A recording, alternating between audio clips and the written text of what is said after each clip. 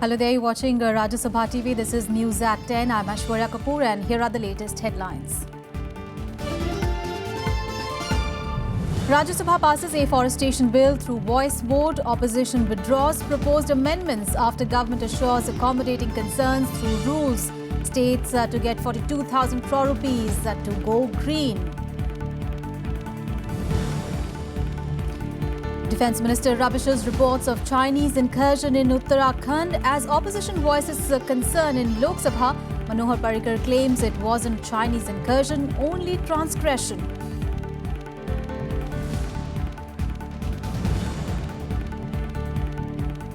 Public sector bank employees go on a strike today. Protest against proposed merger of associate banks with SBI and banking reforms. Normal banking operations to be hit.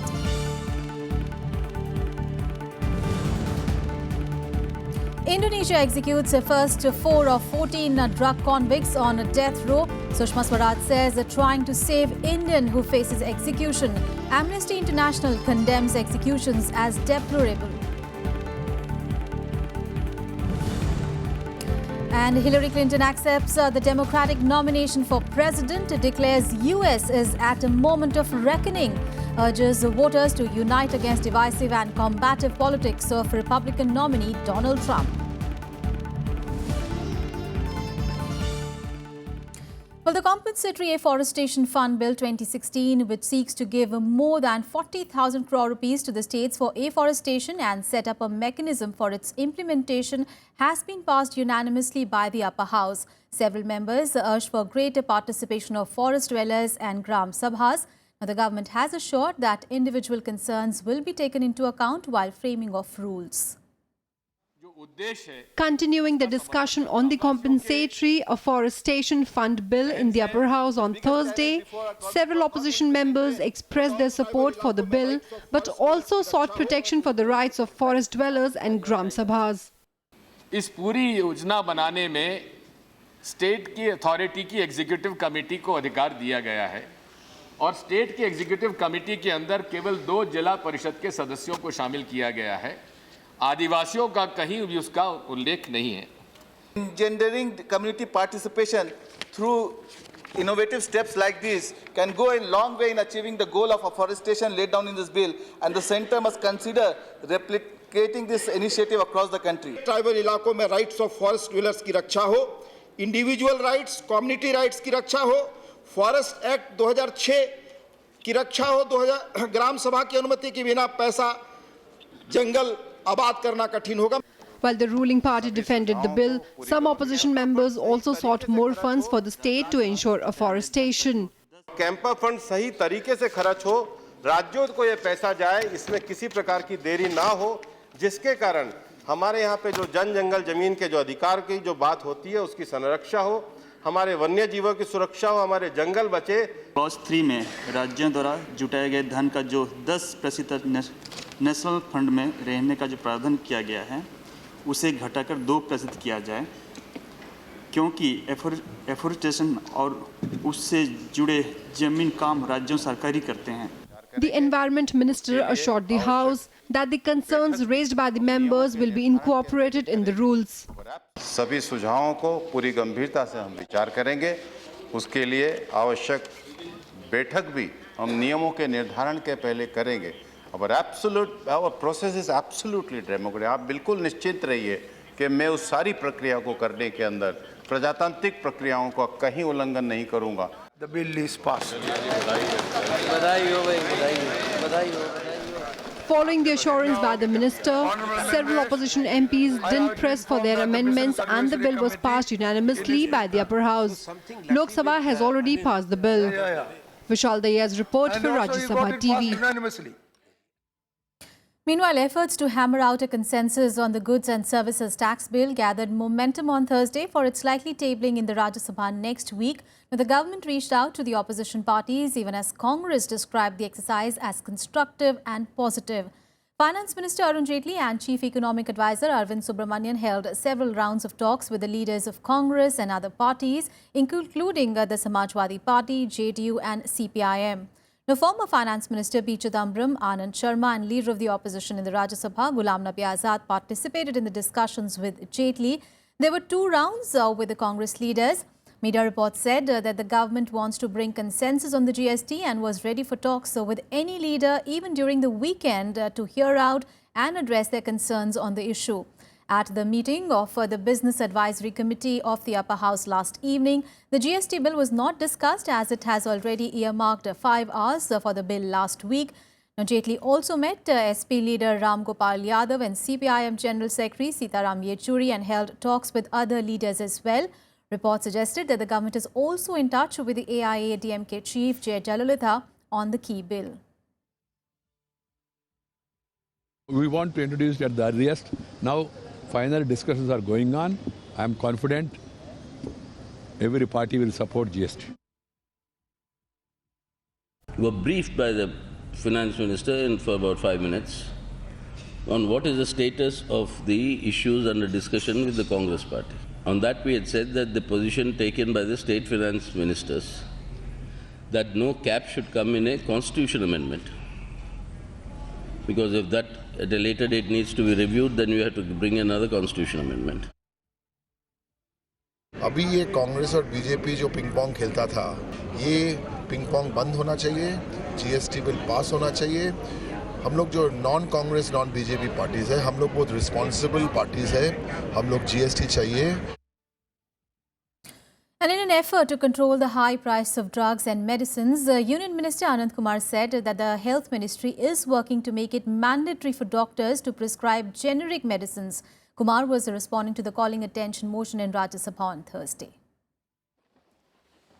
Minister for Chemicals and Fertilizers Anand Kumar admitted in Rajya Sabha on Thursday that the voluntarily uniform code for pharma marketing practices introduced by the government last year to stop unethical practices was not working well. During a debate on high drug prices, Kumar said that making good quality medicines available at reasonable prices was a high priority area for the centre. According to Kumar, the government is also working on opening 3,000 Jan Aushadhi outlets in the country, which will provide generic medicines at a fraction of the market price. Medical council of India इसको अनिवार्य करे, इसको mandatory करे, यानी generic में लिखने का prescription को. ये आग्रह हमने हेल्थ एंड फैमिली वेलफेयर मंत्रालय को किया है. मुझे लगता है हमारे इस प्रयास से हम कामयाब भी होंगे. The minister was replying to the calling attention motion on high prices of essential medicines due to the absence of pharmaceutical pricing policy called by Samajwadi Party leader Naresh Agarwal. Agarwal urged the government to come out with a strong policy to promote cheap generic medicines and sought jail term for those who exploited the poor in the name of health care. आज आप हर चीज में जब jail ला रहे हैं, मैं देख रहा हूँ इधर इनकम टैक्स में भी जेल, जीएसटी में भी जेल, रियल एस्टेट में भी जेल. तो इसमें भी जो लोग मिले हुए हैं उनको जेल भेजने का कोई प्राविधान आप रखेंगे कि नहीं रखेंगे, मैं आपसे पूछता हूं. When you have not utilized the fund already allocated, how you are going to open these 3,000 stores? And I would like to know, do you have a time frame when you will open up these stores? Medicines are not only costing the lives, but the defective, low quality medicines are bringing lot of ill health in India. But also, it is also bringing bad name to India. Anand Kumar also said that savings to consumers on account of revision and price fixing of essential drugs amounted to 4,988 crore rupees in the last 2 years. This is Panchanan Mishra's report for Rajya Sabha TV. Meanwhile, in the Lok Sabha, the issue of a Chinese incursion inside the Indian territory in Uttarakhand resonated on Thursday. The opposition members termed it a serious matter and demanded immediate steps to check such transgressions. Parliamentary Affairs Minister Anand Kumar assured the House that securing our borders is paramount. Has the government considered? Opposition members in the Lok Sabha on Thursday expressed concern over the recent incursion by the Chinese troops in Chamoli district of Uttarakhand. Congress MP Jyotiraditya Scindia raised the issue, urging the government to take immediate steps to counter such actions by China. 9 दिन पहले से ये घटना हुई है, लेकिन सरकार चुप्पी साधी हुई है. ना गृह मंत्री के द्वारा, ना प्रधानमंत्री के द्वारा कोई स्पष्टीकरण इस सदन में ना इस देश को दी गई है अध्यक्ष महोदय। TMC Saugata Roy also called for concrete measures to check such transgressions. And this instance is not the first instance of transgression by China. The central government should take immediate steps to counter Chinese aggression, transgression in our land. Samajwadi Party Chief Mulayam Singh Yadav cautioned the government about the intentions of China. चीन घात लगाए बैठा है हिंदुस्तान में। चीन धोखेबाज देश है। अगर चीन कमजोर होगा तो चुप बैठेगा और मजबूत होगा तो आपके सामने आ जाएगा। और चीन ही दुश्मन मानता है हिंदुस्तान को। Defence Minister Manohar Parkar clarified that the incident in Uttarakhand was that of transgression and not incursion. There is no incursion, there is only transgression which has been already settled, and we have a well-defined mechanism to settle such transgressions. Annually there are about 400-500 such transgressions. This year the number of transgressions have reduced. Contradictory reports of Chinese incursion into Indian territory in Uttarakhand surfaced on Wednesday. It was claimed that PLA troops who entered Chamoli district on the 19th of July pulled back after a face-off with the Indian troops. With Pranav Goswami and Ravindra Singh Shoran, Bureau Inputs, Rajya Sabha TV. And also in Lok Sabha, replying to a short-duration discussion on the price rise, Finance Minister Arun Jaitley on Thursday said that inflation is under control and he expected it to reduce further with good monsoon. Jaitley also criticised the UPA's record on inflation as he responded to Rahul Gandhi's charges on price rise. Jaitley asserted that the present inflation was due to seasonal factors. He also informed the House that the government had taken several steps to control prices of essential commodities. Earlier, during the short discussion, Rahul Gandhi criticised Prime Minister Narendra Modi on the issue of rising prices, saying that Prime Minister talked about everything but price rise. Market rate में और MSP में 30 रुपए का फर्क और आपके समय MSP में और मार्केट प्राइस में 130 रुपए का फर्क। अब चौकीदार के नाक के नीचे दाल की चोरी हो रही है, मगर चौकीदार ने एक शब्द नहीं कहा। चौकीदार चुप बैठे हुए हैं। खैर छोड़िए, अब आप प्रधानमंत्री बन गए हैं, चौकीदारी क्या करनी है, अब तो आप बड़े आदमी बन गए हैं, चौकीदारी आप हमारे ऊपर छोड़िए। हम लोगों ने डबल डिजिट इन्फ्लेशन इनहेरिट की थी, उसको नियंत्रण में रखा है। बरसात की जिस दिशा में जा रही है उससे अर्थव्यवस्था का भी लाभ होगा और मुझे पूरा विश्वास है कि आने वाले दिनों में जो नियंत्रित इन्फ्लेशन है और संख्या में अपने आप में कम होगी। On to some other news. While facing public unrest for the 20th day on Thursday, Jammu and Kashmir Chief Minister Mehbooba Mufti claimed that the police and the army were not aware of Hizbul militant Burhan Wani's presence during the raid at his hideout in South Kashmir on 8th of July. Now addressing party workers on the 17th raising day of the People's Democratic Party, Mufti said that the state government did not get enough time to make arrangements to contain the situation as the government was not aware about Wani's presence at the time of encounter. The statement, however, comes immediately after Opposition National Conference said that the Chief Minister was aware of the operation in which Burhan Wani was killed. Earlier, the Additional Director General of Police had also confirmed that the Chief Minister was aware of the operation. हो सकता है कि आप हर encounter के बारे में जो मेरी मालूमात है, जो मैंने पुलिस से बात की, आर्मी से बात की, उनका ये कहना है कि हमें ये मालूम था 3 मिलिटेंट वहाँ है, पर ये मालूम नहीं था कौन कौन है वहाँ पर। अफजल गुरु को फांसी लगी तो उमर साहब को मालूम था, इसलिए उन्होंने सारे इंतजाम पहले ही किए थे। हमें तो कुछ भी नहीं मालूम था, हमें तो अचानक पता चला। उसके बावजूद भी हमने कोशिश की कि कर्फ्यू लगाया जाए ताकि बच्चे बाहर न आए। Meanwhile, amid detention and an outbreak of violence in Kashmir, the 4-day Director General level talks between the Border Security Force and Pakistan Rangers concluded in Lahore on Thursday.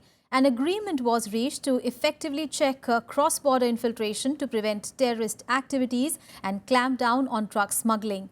Both sides also discussed ways to strengthen measures to coordinate border patrolling and address each other's concerns in a time-bound manner. The two sides also decided to improve communication channels to resolve disputes on the Intelligence Bureau running through Jammu and Kashmir, Punjab, Rajasthan and Gujarat. The next round of biannual talks will be held in India.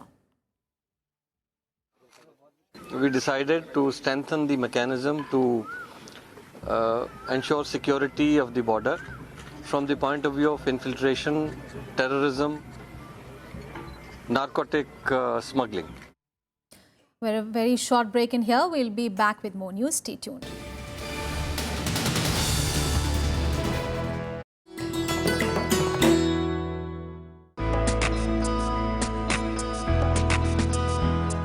Gyan Chopper is the ancient version of Indian snakes and ladders. This intriguing game was popular among the old, the young, and the rulers as well.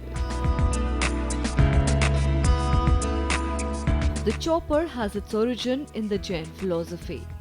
It tells the story of virtue, symbolized by the ladders, rewarded, while the vices shown by the snakes are punished. Each square, in turn, also narrates a message of wisdom.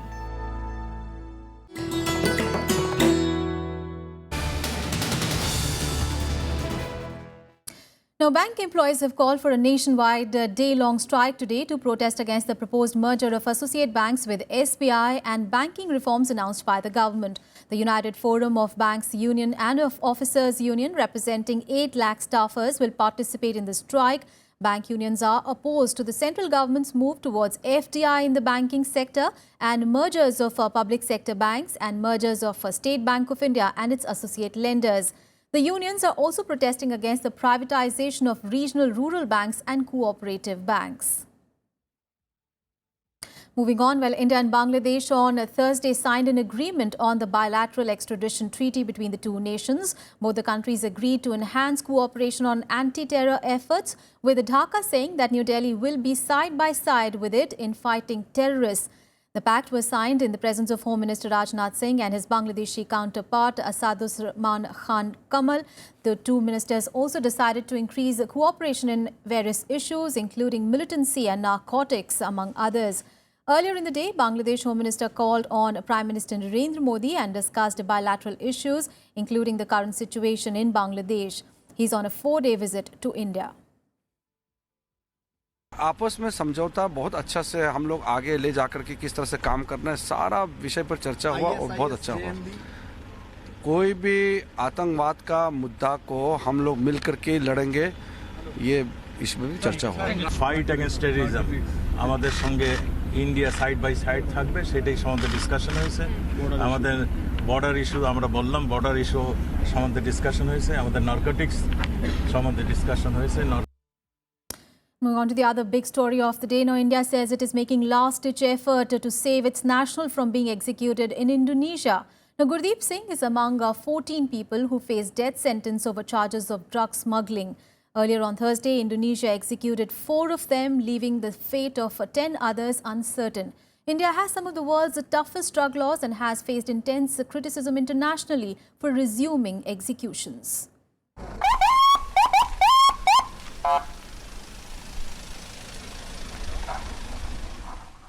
Ambulances carrying out coffins from an island in central Java. This after Indonesia executed 4 drug traffickers. 1 Indonesian and 3 Nigerians were killed by firing squad shortly after midnight. There are 10 more drug convicts on death row whose fate is unclear, among them an Indian. India is making last-ditch effort to save 48-year-old Gurdeep Singh. Even as we speak, our embassy officials, consular officials are camping in Cilacap and have met Shri Gurdeep Singh. We have reached out to the Foreign Office. We are trying to reach out to the senior leadership of Indonesia. We are also in constant touch with his wife and brother in India and keeping them informed of the current situation. Singh was arrested from the Jakarta International Airport in 2004 after he was found in possession of 300 grams of heroin. India approached the Indonesian government to facilitate filing of a mercy plea before their president. It has also issued a note verbale, an unsigned diplomatic communication to the Indonesian Foreign Ministry saying all legal recourse should be exhausted before the death penalty is carried out.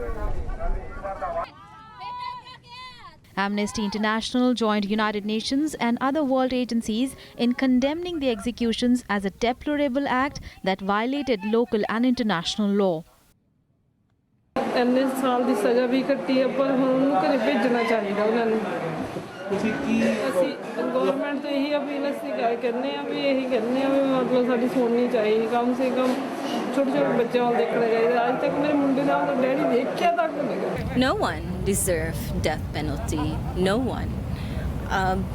When the president or the government argues that these people kill the younger generation, we have asked them numerous times, where is the data? As far as we are concerned, the number one issue in our country is poverty, corruption, and this is more important. Indonesian President Joko Widodo vowed to take a hard line against drug trafficking when he was elected in 2014, saying he would not compromise over death sentences to convicted drug dealers.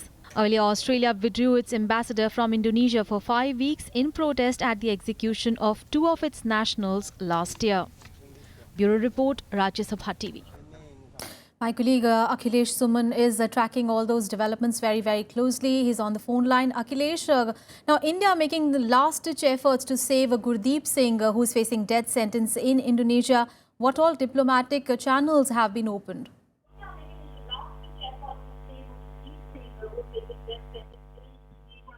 Akhilesh, can you hear me?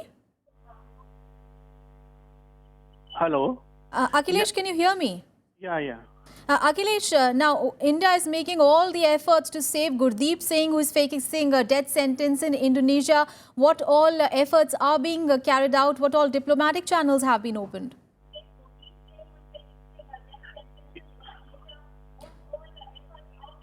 Yeah.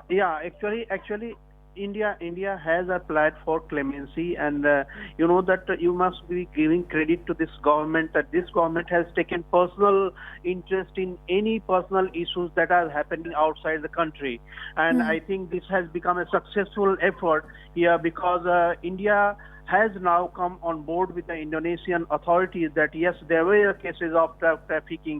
It was 300 grams. And other than Indians, there were 14 people from various countries, including Pakistan. So I think the Indonesian authorities believed on Indian case that they will go for clemency with the president. And in that way, in the meantime, his execution has been stopped. So it is a good, it's a symbolic of good relations between India and Indonesia, yes, that they have trust over each other. And Indian embassy in Indonesia is in constant touch along with the legal assistance from the side of the person who has been convicted. So you can see that in coming era, when India is reaching out to the Southeast Asian nations, yes, it is an example that how India is reaching out and how they are responding to the Indian request, because Indonesian drug trafficking, yes, law is very stringent, and the president is very strict that there should be no drug trafficking, there should be no drug misuse, because it is also linked to the terrorism in Indonesia and in Burma. Yeah. But Akhilesh, now Indonesia has been going on with these executions earlier also, despite strong protests from international community, from the United Nations, international right groups. So in this case, what are the chances that Gurdeep Singh will be saved? Actually, it depends on case-to-case basis, because president has the authority for clemency, for pardoning someone, and yes, if the crime is not so heinous, because it is just 300 grams of heroin, and he has not such past heinous crime history.